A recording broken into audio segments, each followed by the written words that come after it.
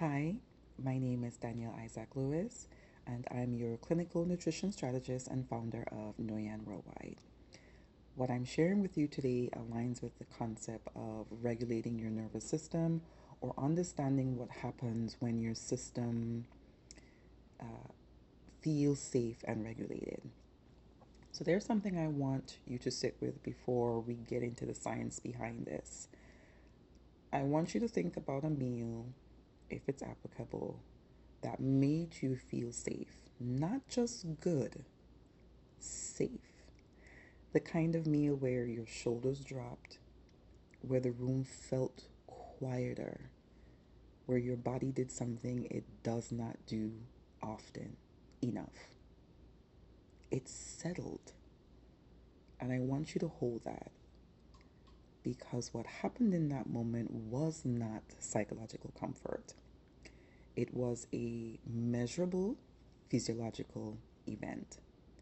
And once you understand the mechanism, a lot of the things about your own body, about the bodies of the people you work with, about why certain disruptions run deeper than they appear, it will start to make sense.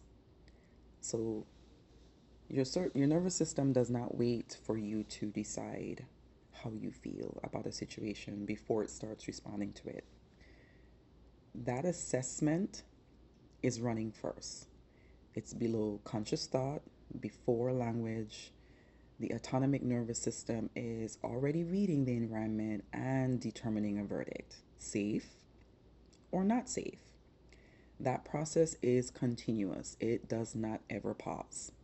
So, what it uses as data is your senses, what you see, what you hear, who is in the room with you, what is touching your skin, what you smell, and what you eat. Each of those inputs feed into the same subcortical monitoring system. Here's what matters clinically: that system is not primarily responding to individual cues in isolation, it responds to them as a convergence. Multiple inputs arriving simultaneously in a familiar, socially embedded context. That is what produces a measurable regulatory shift. One cue is like a suggestion, several arriving together are a signal that the system takes seriously. So let me walk you through three channels where the evidence is strongest clinically. Smell is the most anatomically direct route into the limbic system of any sense. Every other sense routes through the thalamus first.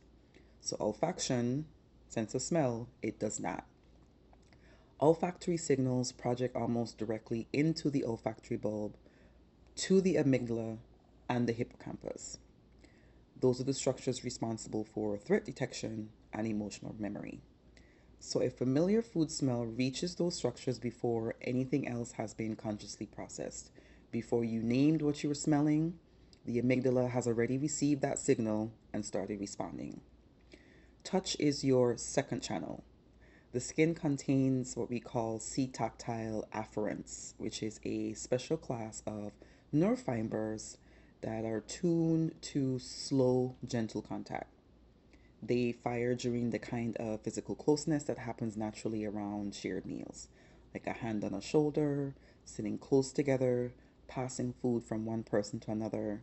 So, when those fibers activate, they trigger oxytocin release and measurably lower cortisol, which is that hormone that we use to determine if stress is elevated or not. So, the nervous system is reading physical proximity as safety data. Taste is your third channel. So that palatable food, it's activating that mesolimbic dopamine and endogenous opioid pathways in the nucleus accumbens. Those same opioids directly dampen HPA activity.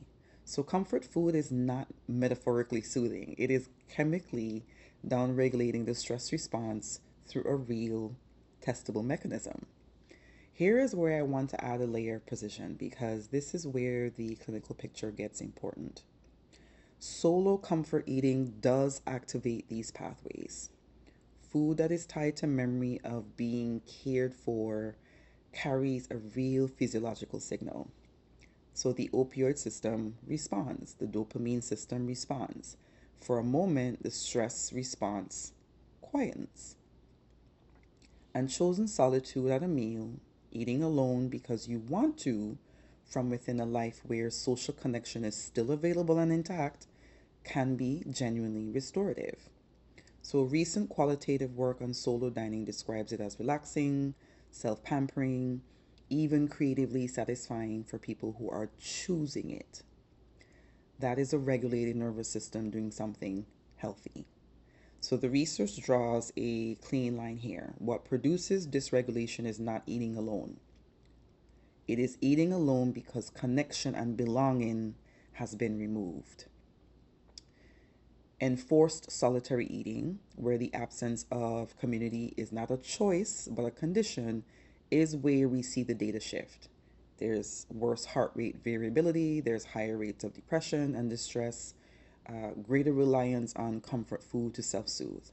So when we eat with others, we stack food reward on top of social opioid signaling, oxytocin from physical proximity, and vagal co regulation from being in the presence of regulated nervous systems.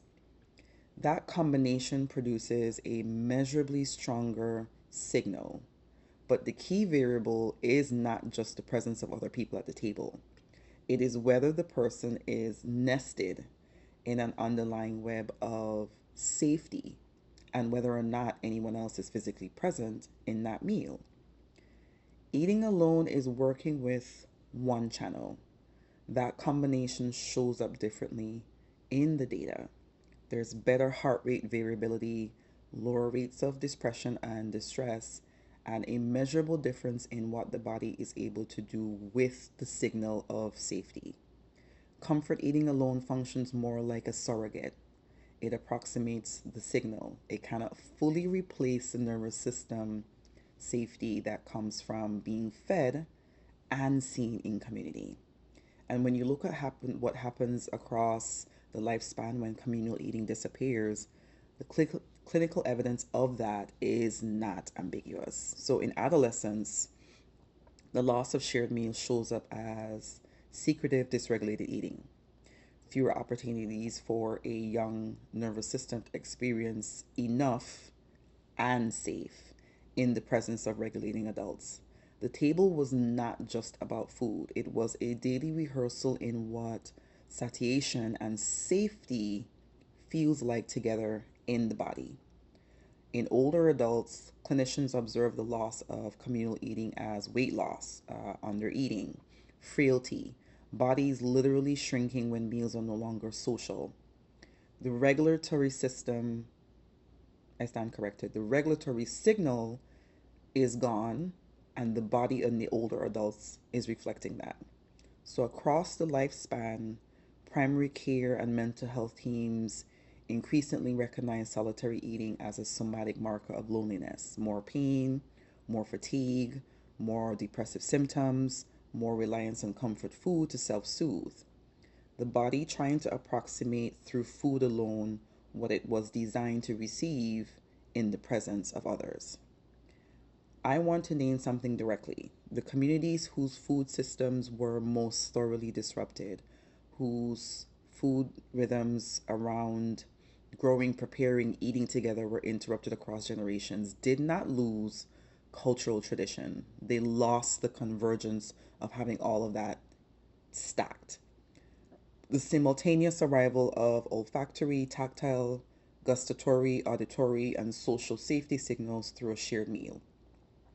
The mechanism through which the nervous system was regularly brought back to baseline, the daily rehearsal space where the body learned and relearned what safety felt like. That loss shows up in the body in dysregulation patterns that clinicians like myself can frequently misread as personal failure, lack of discipline, or poor relationship with food. It is not a personal failure. The mechanism for understanding what it is to feel regulated and safe has been disrupted, And naming that precisely changes what the correct response looks like. What I want you to take from this is one question worth sitting with. When you reconnect with foods from your lineage, when you eat with people, when you slow a meal down enough that it becomes something with smell, texture, familiar presence, rather than fuel consumed alone in front of a screen, your nervous system is receiving data it was designed to receive, not as a lifestyle upgrade. As a return to one of the most evidenced grounding regulatory inputs your body has access to. The question is not whether this is powerful. The data has been answering that. The question is what it means that so many people are living without it, and what becomes possible when that is understood as a physiological deficit, not a cultural preference. Your body has always known what safety feels like. We are learning, in the language of neuroscience, what it was doing all along.